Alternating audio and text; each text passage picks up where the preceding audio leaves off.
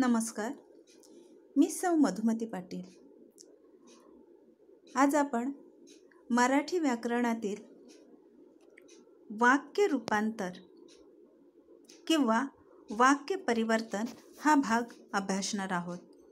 तर वाक्य परिवर्तन किंवा वाक्य रूपांतर हा भाग जो आहे इयत्ता 8वी, 9वी आणि 10वी या तिन्ही वर्गांसाठी उपयोगी होणार आहे। तर सर्वात प्रथम वाक्य परिवर्तन किंवा वाक्य रूपांतर म्हणजे काय हे आपल्याला पाहायचं आहे। वाक्याच्या अर्थाला बाधा न आणता वाक्य रचनेत केलेला बदल म्हणजेच वाक्य परिवर्तन किंवा वाक्य रूपांतर। तो छात्रों, ये वाक्य परिवर्तन ये जो हमारा व्याकरण का जो भाग है, तो वाक्य परिवर्तन या वाक्य रूपांतर मतलब क्या, ये हमें पहले देखना है। तो वाक्य रूपांतर जो है, वाक्य रूपांतर मतलब हमें क्या करना है, वाक्य में बदलाव लाना है, लेकिन वाक्य का जो अर्थ है उस अर्थ को हमें क्या करना है, बदलना नहीं है। तो उसे हम क्या कहते हैं, वाक्य परिवर्तन या वाक्य रूपांतर कहते हैं। तर आता आपल्याला सर्वात प्रथम व्याख्या पाहायची आहे की वाक्य रूपांतर किंवा वाक्य परिवर्तन ह्याची व्याख्या म्हणजेच की वाक्याचे जे प्रकार आहेत ते एकूण 4। एक विधानार्थी वाक्य, दुसरा प्रश्नार्थी वाक्य, तिसरा प्रकार आहे उद्गारार्थी वाक्य आणि चौथा प्रकार आहे आज्ञार्थी वाक्य। आणि या आज्ञार्थी वाक्याचे 2 उपप्रकार, एक होकारार्थी वाक्य आणि दुसरा नकारार्थी वाक्य। तर ह्या 4ही प्रकारांचे परिवर्तन करत असताना म्हणजेच हे वाक्य रूपांतर करत असताना त्या वाक्याचा अर्थ न बदलता वाक्य प्रकार एकमेकात बदलणे याला आपण वाक्य रूपांतर किंवा वाक्य परिवर्तन असं म्हणतो। तर या ठिकाणी एक उदाहरण दिलेलं आहे। हे अक्षर खूप चांगले आहे आणि हे उदाहरण विधानार्थी वाक्यातील आहे आणि हे विधानार्थी वाक्यामध्ये असणारं उदाहरण जे आहे ते आपल्याला आता रूपांतरित करायचं आहे किंवा वाक्य बदलून आपल्याला लिहायचं आहे। हे विधानार्थी वाक्यामध्ये असणारं उदाहरण जे आहे ते आपल्याला प्रश्नार्थक वाक्यामध्ये बदलून लिहायचं आहे। हे अक्षर खूप चांगले आहे। प्रश्नार्थक वाक्यामध्ये हे उदाहरण कसं तयार केलेलं आहे ते आपण पाहूया। हे अक्षर खूप चांगले आहे नहीं, मतलब बच्चों यहाँ नहीं शब्द जो है, इस नहीं शब्द के माध्यम से यह प्रश्न पूछा है कि यह अक्षर बहुत सुंदर है नहीं, ऐसा प्रश्न यहाँ पूछा है। म्हणजेच हे अक्षर खूप चांगले आहे नाही आणि शेवटी प्रश्नचिन्ह दिलेलं आहे। म्हणजेच हे जे वाक्य आहे ते प्रश्नार्थक वाक्य तयार झाले। दुसरा ह्याच विधानार्थी वाक्याचं आपल्याला उद्गारार्थी वाक्य तयार करायचं आहे। या ठिकाणी हे उद्गारार्थी वाक्य कसं तयार केलेलं आहे ते पहा। आहा, हे अक्षर किती चांगले आहे, मतलब आहा शब्द जो है इससे भावना व्यक्त होती है और इसलिए इस शब्द के आगे उद्गारार्थी चिन्ह जो है वो दिया है। म्हणजेच आहा हा जो शब्द आहे हा भावना दर्शविणारा शब्द आहे आणि म्हणून त्याच्या पुढे उद्गारार्थी चिन्ह दिलेलं आहे आणि हे अक्षर किती चांगले आहे ही देखील एक भावना आहे आणि वाक्याच्या शेवटी उद्गारार्थी चिन्ह दिलेलं आहे। म्हणजेच उद्गारार्थी वाक्यामध्ये वाक्य तयार करत असताना त्यामध्ये भावनेचा अंतर्भाव होतो आणि म्हणजेच भावनेचा समावेश होतो आणि शेवटी उद्गारार्थी चिन्ह किंवा भावनात्मक शब्दाच्या पुढे उद्गारार्थी चिन्ह दिलं जातं. तिसरा प्रकार आहे आज्ञार्थी वाक्य. म्हणजे हे अक्षर खूप चांगले आहे, ह्याच विधानार्थी वाक्याचं आपल्याला आज्ञार्थी वाक्य तयार करायचं आहे. आज्ञार्थी वाक्य तयार केलेलं आहे. चांगलं अक्षर काढ, मतलब ये आज्ञा दी है. आणि शेवटचा प्रकार आहे विधानार्थी वाक्य. ह्या विधानार्थी वाक्याचे जे 2 उपप्रकार आहेत, त्या उपप्रकारांमध्ये आपल्याला हे वाक्य जे आहे ते परिवर्तित करायचं आहे. होकारार्थी वाक्य हे अक्षर खूप चांगले आहे. हे होकारार्थी वाक्य आहे आणि आपल्याला आता त्याचं नकारार्थी वाक्य बनवायचं आहे. हे अक्षर खराब नाही. खराब नाही म्हणजेच हे अक्षर चांगलं आहे. तो अभी हमें क्या करना है कि ये जो सभी प्रकार हैं, किस प्रकार हमें ध्यान में रखने हैं, किस प्रकार उन्हें पहचानना है, किस प्रकार हमें उसे तैयार करना है, इसके बारे में अभी जानकारी प्राप्त करेंगे. तर विधानार्थी वाक्याचे प्रश्नार्थी वाक्यामध्ये आपल्याला परस्पर रूपांतरण करायचं आहे. मतलब बच्चों, ये विधानार्थी वाक्य जो है उनका हमें प्रश्नार्थी वाक्य में प्रश्नार्थक वाक्य तैयार करने हैं. वो कैसे करने हैं इसके बारे में जानकारी प्राप्त करेंगे. तर प्रश्नार्थी वाक्याचे विधानार्थी वाक्यात रूपांतर करायचे असल्यास, प्रश्न होकारार्थी असेल तर विधानार्थी वाक्य नकारार्थी ठेवावे व प्रश्न नकारार्थी असल्यास विधानार्थी वाक्य होकारार्थी ठेवावे. अब देखो बच्चों कि ये जो विधानार्थी वाक्य जो है, तो विधानार्थी वाक्य के 2 उपप्रकार है. सब टाइप्स 2 है उसके. एक होकारार्थी वाक्य और दूसरा नकारार्थी वाक्य. तो हमें क्या करना है, तो यह बताया है कि अगर प्रश्न होकारार्थी है तो हमें उसे नकारार्थी बनाना है, और नकारार्थी है तो हमें क्या करना है, उसे क्या करना है, नकारार्थी है तो उसे होकारार्थी बनाना है, और होकारार्थी है तो उसे नकारार्थी बनाना है. तो दूसरी बात कि ये जो विधानार्थी वाक्य है, तो विधानार्थी वाक्य का हमें क्या करना है, प्रश्नार्थक वाक्य तैयार करना है. अभी प्रश्नार्थक वाक्य तैयार करते समय हमें उस वाक्य के अंत में प्रश्न चिन्ह डालना है.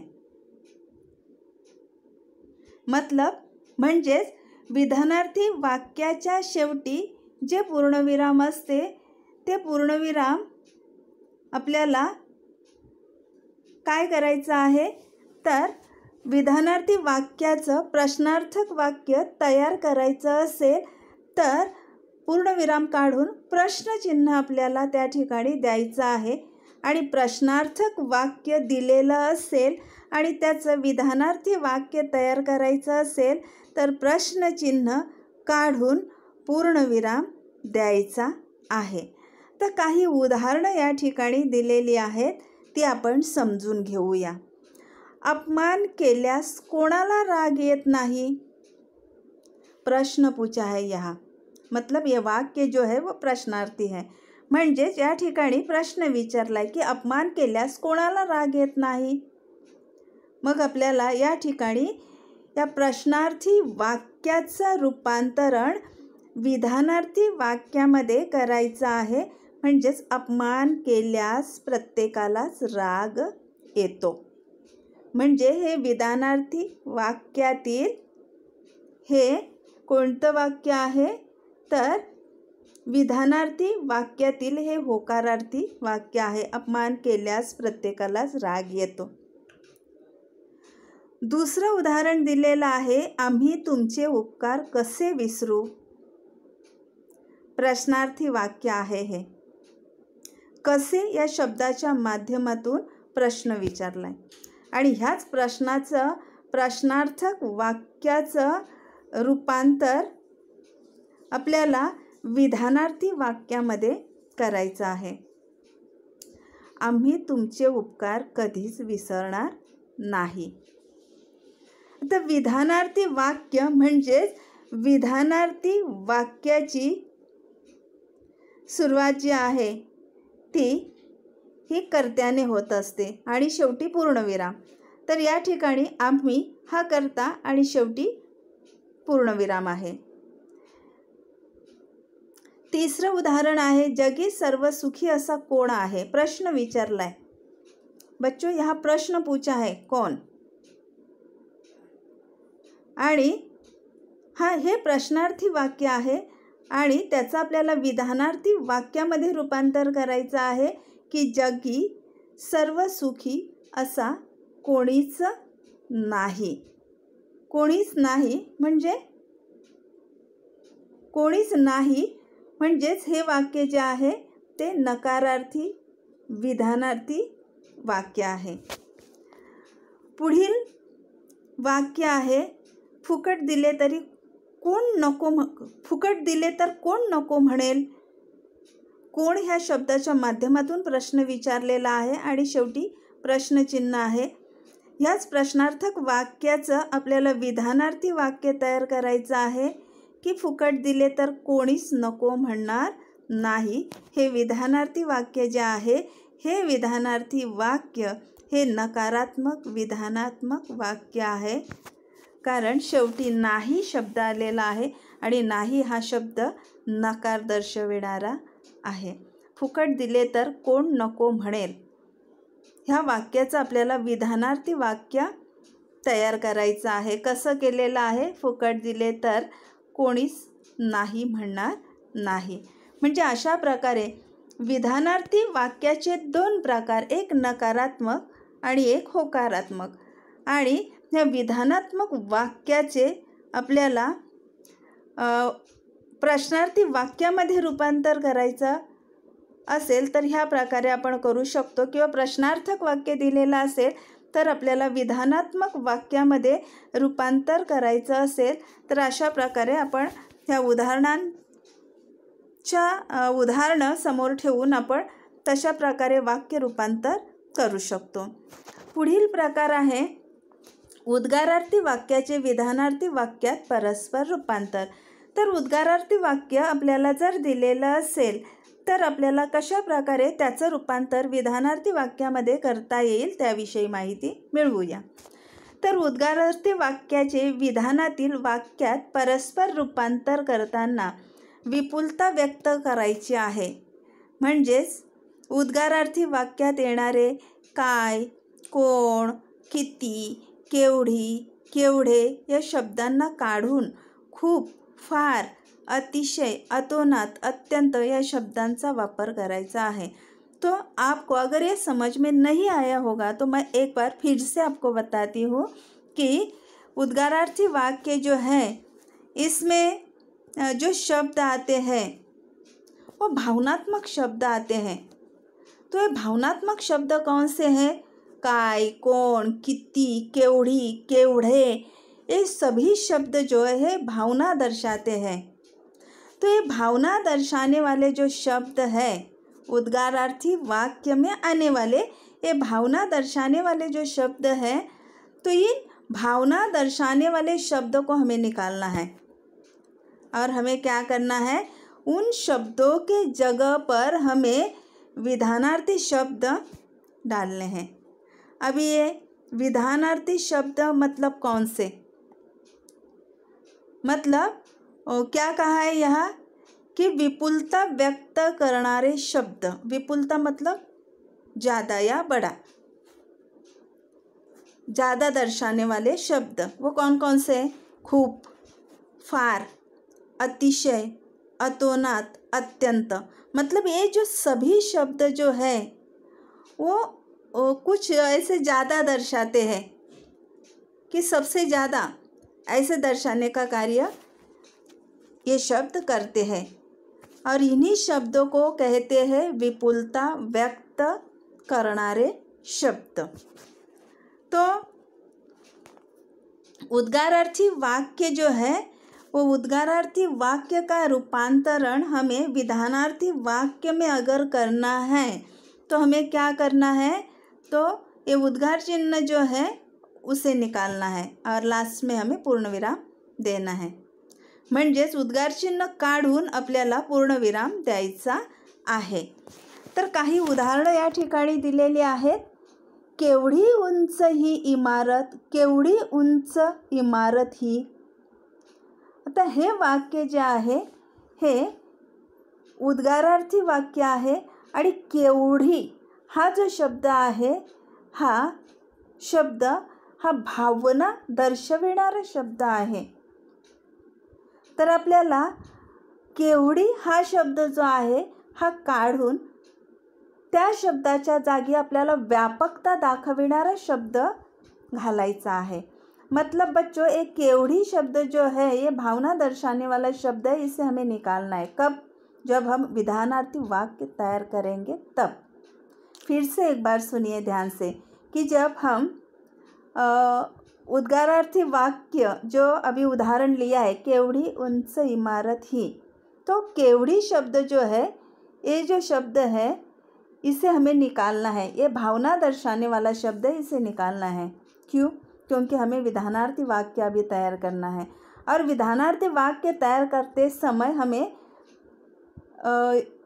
केवढ़ी शब्द ये जो है इसके जगह पर हमें व्यापकता दर्शाने वाला जो शब्द है इस शब्द को हमें डालना है. तो यहाँ कौन सा शब्द डाला है? विधानार्थी वाक्य तैयार करते समय ही इमारत खूब उंच आहे. खूब, खूब मतलब बहुत ज़्यादा, बड़ी. तो केवढ़ी शब्द जो है उसके जगह पर हमने खूब, ये जो शब्द है व्यापकता दर्शाने वाला शब्द उसे डाला है. ही इमारत खूप उंच आहे. पुढील उदाहरण आहे, काय सुंदर अक्षर आहे त्याचे. अब देखो बच्चों, काय, ये जो शब्द है ये भावनात्मक शब्द है. इसे हमें निकालना है क्योंकि हमें विधानार्थी वाक्य तैयार करना है. इसके जगह पर हमें क्या करना है? व्यापकता दर्शाने वाला शब्द डालना है. वो कौन सा? अतिशय. त्याचे अक्षर अतिशय सुंदर आहे. मतलब बहुत सुंदर है उसका अक्षर. ये दर्शाने के लिए अतिशय शब्द डाला है. तीसरा उदाहरण है, किती मोठा अजगर आहे हा. उद्गारार्थी वाक्य है, हमें विधानार्थी वाक्य यहाँ बनाना है. किती शब्द जो आहे हा शब्द भावना दर्शाने वाला ये शब्द है.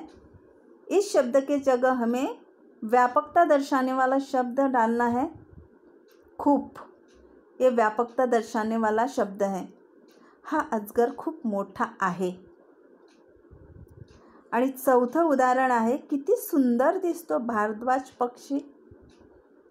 किती शब्द जो है ये क्या है? भावना दर्शाने वाला शब्द है. इसके जगह पर हमें क्या डालना है? तो हमें यहाँ व्यापकता दर्शाने वाला शब्द डालना है. वो है फारच, कि भारद्वाज पक्षी फारच सुंदर दिसतो. तो पिछले वीडियो में हमने इस विधानार्थी जो वाक्य है इसके बारे में जानकारी दी थी कि इसकी शुरुआत जो है ये शुरुआत कर्ता से होती है और लास्ट में उसके पूर्ण विराम आता है. तो इस प्रकार हमें उद्गारार्थी वाक्य जो है वो विधानार्थी वाक्य में कैसे रूपांतरित करनी है उसके बारे में हमने अभी जानकारी प्राप्त की. आगे आज्ञार्थी वाक्याचे विधानार्थी वाक्यात परस्पर रूपांतरण करा. तर ह्याची विशेषता या ठिकाणी सांगितलेली आहे की आज्ञार्थी वाक्याचे विधानार्थी वाक्यात रूपांतर करत असताना क्रियापदात बदल होतो. आता क्रियापद आज्ञा, प्रार्थना, विनंती, आशीर्वाद, उपदेश अशा स्वरूपात बदलते. आता कशा प्रकारे ते आपण पाहू कि इस आज्ञार्थी ये जो वाक्य हैं, तो आज्ञार्थी वाक्य में आज्ञा, प्रार्थना, विनती, आशीर्वाद, उपदेश, तो ये जो है तो इसके बारे में वाक्य का स्वरूप जो है वो आता है. तो किस प्रकार वो अभी हमें देखना है कि सुट्टीत भरपूर वाचन करा, आज्ञा दी है, सुट्टीत भरपूर वाचन करा। तो इस वाक्य आज्ञार्थी वाक्य का हमें क्या करना है, विधानार्थी वाक्य में रूपांतरण करना है। सुट्टीत भरपूर वाचन करावे। अब देखो बच्चों कि यहाँ क्रिया में बदल हुआ है, करा। सुट्टीत भरपूर वाचन करा हे आज्ञार्थी वाक्य आहे आणि ह्या आज्ञार्थी वाक्याचं विधानार्थी वाक्यामध्ये रूपांतर करत असताना क्रियापदामध्ये बदल झालेला आहे। करा शब्दाचं करावे असं क्रियापदामध्ये बदल झालेला आहे। पुढील वाक्य आहे नियमित शाळेत जा। हे आज्ञार्थी वाक्य, शाळेत जा, जा ही आज्ञा। विधानार्थी वाक्यामध्ये रूपांतरण करत असताना नियमित शाळेत जावे, जा शब्दाचं जावे असं क्रियापदामध्ये बदल झालेला आहे। मरगळ झटकून टाका, आज्ञार्थी वाक्य, टाका ही आज्ञा दिलेली आहे। विधानार्थी वाक्यामध्ये रूपांतरण करत असताना मरगळ झटकून टाकावी, मतलब यहाँ क्रियापद में बदलाव आया है, क्रिया में बदलाव आया है। टाका ह्या क्रियापदाचं टाकावी असा बदल झालेला आहे। त्यानंतर प्रवासात भरभरून बोला ही आज्ञा आहे, म्हणजेच आज्ञार्थी वाक्य। विधानार्थी वाक्य तयार करत असताना आपल्याला क्रियापदामध्ये बदल करायचा आहे, प्रवासात भरभरून बोलावे। तो ये आज्ञार्थी वाक्य जो है वो विधानार्थी वाक्य में परिवर्तित करते समय एक आसानी से ध्यान में रखने वाली बात है कि यहाँ क्रिया में बदल होता है। करा, करावे, जा, जावे, टाका, टाकावी, बोला, बोलावे, मतलब क्रिया में हमें सिर्फ बदल करना है, बदलाव लाना है, बाकी सभी वाक्य वैसे की वैसे हैं। तो ये बात आपको ध्यान में रखने हैं कि आज्ञार्थी वाक्य का विधानार्थी वाक्य में रूपांतरण करते समय हमें कौन से बदलाव लाना है, तो हमें क्रिया में बदलाव लाना है। पुढील प्रकार आहे होकारार्थी वाक्याचं नकारार्थी वाक्यामध्ये रूपांतर करा।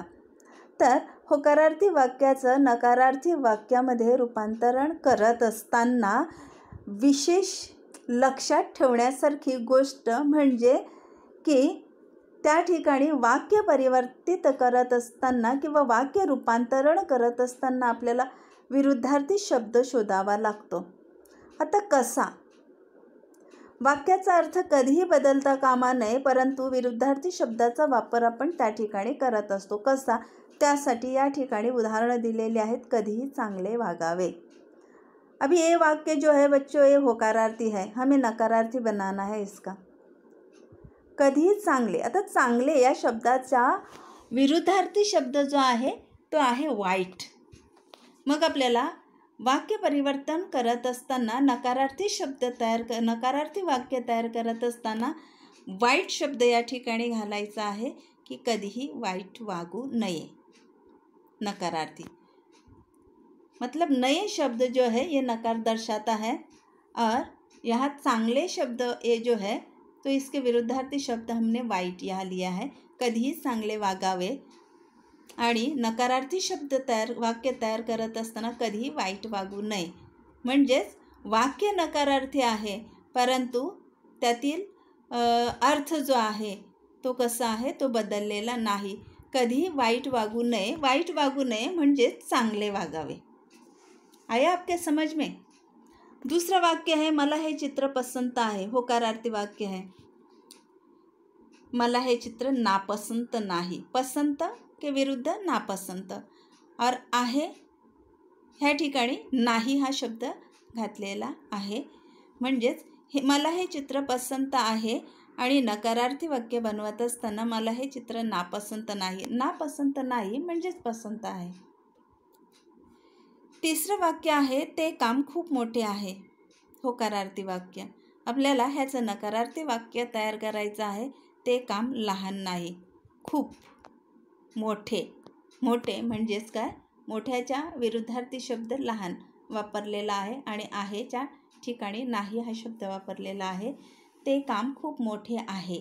आणि ते काम लहान नाही म्हणजेच ते मोठे आहे. आणि शेवटचं वाक्य आहे नेहमी हसत हसत जगावे. हे होकारार्थी वाक्य आहे. आता आपल्याला हसत हसत या ठिकाणी त्याच्या विरुद्धार्थी शब्द शोधून आपल्याला लिहायचा आहे. हसत हसत, हसतच्या विरुद्ध शब्द आहे रडत. तर कधीही रडत रडत जगू नये. रडत जगू नये म्हणजेच हसत हसत जगावे असं त्याचा अर्थ झाला. म्हणजेच कोणतंही वाक्य तयार करत असताना आपल्याला त्याची वाक्यरचना जरी बदलावी लागली तरी त्याचा अर्थ हा बदलता कामा नये हे आपल्या या ठिकाणी लक्षात येतं. कंसातील सूचनेनुसार कृति करा. तो छात्रों यहाँ एक 10 उदाहरण मैंने आपको दिए हैं और ये जो 10 उदाहरण हैं कितनी सुंदर है. टपोरे दवाचे थेंब, मतलब ये उद्गारार्थी चिन्ह है, उद्गारार्थी वाक्य है. आपको विधानार्थी बनाना है उसका. ये स्वाध्याय है आपका. जुनी वस्त्रे धारण करू नयेत, नकारार्थी वाक्य है, उसे होकारार्थी बनाना है. दररोज अभ्यास कर, हे आज्ञार्थी वाक्य आहे, त्याला विधानार्थी वाक्य तयार करायचं आहे. सगळ्यांचे चांगले करावे, होकारार्थी वाक्य आहे हे, आणि त्याला तुम्ही नकारार्थी वाक्य बनवणार आहात.